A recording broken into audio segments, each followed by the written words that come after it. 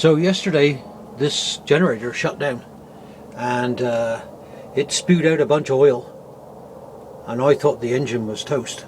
I didn't hear any noises, it just went burp, just died when we was inside the house, and you can't hear these generators in the house at all. So I came out here and saw all this oil here and I thought, oh okay, what's happened? So got the other one started up, right, this big one, we was running that. So I did a little bit of research on their website, and apparently what happens sometimes is that they get pressure build up inside the crankcase of the engine, and normally any fumes that comes out of this little hose here and goes into the airbox right there, and then it gets reburnt. But what had happened was that it had spewed all the oil out through the air filter. So I took the air filter out and it was covered in covered in oil, and so I've cleaned all that, washed that in soapy water, cleaned up the airbox itself, and so what I'm going to do is I'm going to change this. I'm going to have a small bottle here so that if it spews out oil, it'll go in a bottle. It won't go into the airbox and then make everything shut down, because I think what it did was it spewed so much oil in there that the carburetor couldn't work, and then it shut it down, because there's not a lot of oil in these things, only like 0.6 of a litre. Anyway, so while I was doing that, I turned it around and there was a nut on the floor. So I found this. So there's two rubber mounts in the back. This is one of them, and with the vibration this thing had just worked itself loose and dropped off. So, you know, it doesn't matter how much maintenance you do, mechanical things will go wrong now and again, and so you've got to put them right. So it pays to be a little bit handy. So what I'm going to do is I'm going to put a bottle here, and this is the where the head of the engine is up here. So the rockers and the valves and stuff is up here. It breathes out of here and goes into the airbox. So what I'm going to do is I'm going to bring it down so that it goes into a little bottle. This hole here I'm going to cover up with some tape, otherwise when the engine is running it'll breathe any dust and stuff in through here, and it won't go through the air filter, because the air filter is on the outside here like this. Right, air filter's there. So that'll fix that, and then if it spews out oil again it'll go into the bottle. And then I'm going to fix this too. I'm going to put this back on. So there you go, that's what I got to do to get this thing to go again. And then of course I got to check I only changed the oil here a couple of days ago. I got to check the oil level, and then we'll try and fire it back up and see what happens. They say that the excess crankcase pressure is due to the engine being wore out. Well, usually engines that are worn, they burn a lot of oil. This thing doesn't burn any. So I don't really know why the crankcase pressure built up. Could be, well, any number of reasons.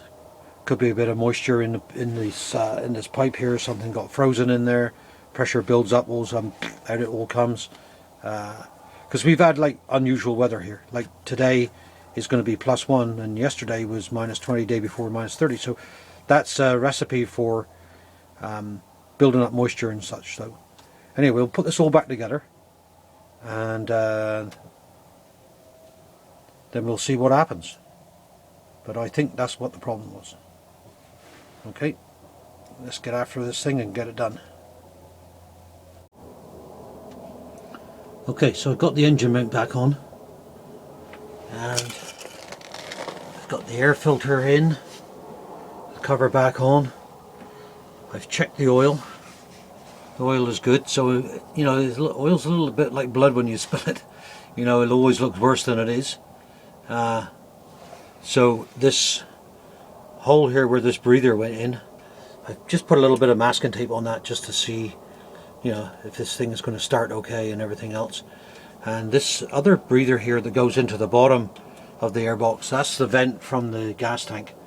But we don't run this one on gas, it's just run on propane. Anyway, so that's that. I've got the engine mount back on.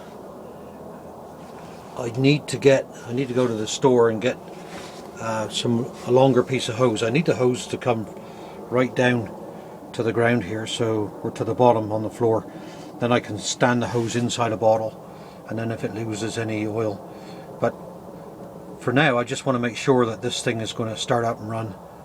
So it's kind of hard to do this one-handed, but I'm just going to stop this recording and then I'll start again. Okay, so I'm back. Got it all turned around, got the cable plugged in. So first thing is open up the gas valve for propane. Come here, turn this on. So this is a switch you can flick between propane and gas, right? So turn this on, and this here's the start. So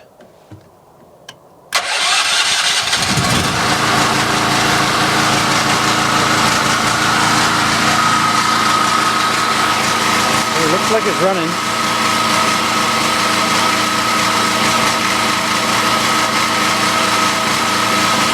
Something's still not quite right. As you can hear it, it's not just idling smoothly. I had this problem once before and it cleared itself. But the proof will be when we put it under load and see what happens. Okay, when I say put it under load, I mean click the switch to put the power on in the house. So let's do that and see what happens.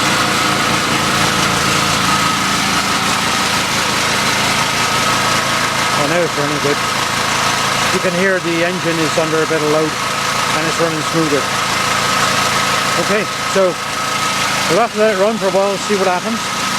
But oil is good, the air filter is good, spark plug's good. Everything looks good. Bar checking inside the engine, which I guess the only way I can tell if the engine is wore out is to put a compression tester on it. Okay, I'll catch you later. So this generator's been running for over an hour now. Everything seems to be okay. I'm just going to put it down to the fact that there was maybe some frost that built up in that breather and it pressured up and then it just blew and then it spewed all the oil out. I just put my hand over that hose. There is a bit of pressure coming out from the crankcase, but it's not excessive. And it's definitely not smoky or smelly. So it's not burning any oil. It's one of those mysteries, but it's a good mystery because now the thing is running. It's running on full load and no more problems. So I'll probably have to do something a bit more permanent for that hole I covered up in the airbox. I've probably got to put a washer or glue a piece of plastic on there. Like I said, I've got to get some longer hose to that bottle just in case it decides to do it again. But apart from that, the thing is running really good. And you know, that's why we have a backup generator, because you can't just rely on just having one. Sometimes things will go wrong and you got to fix it. But in the meantime, you just turn that other one on and away it goes. If both of those were to fail, we actually have another generator that we could rely on, right? So we've got 3 of them here that are on the house. But a backup for a backup, right? Yeah, backup for a backup. So there you go. Everything is good. That's it. Fixed. Okay, I forgot. So if you liked or you enjoyed watching what I was doing here and part of our adventures, don't forget to hit the subscribe. It's free to subscribe. Hit the like button and give us a thumbs up. Okay? We'll see you in the next video. Catch you later.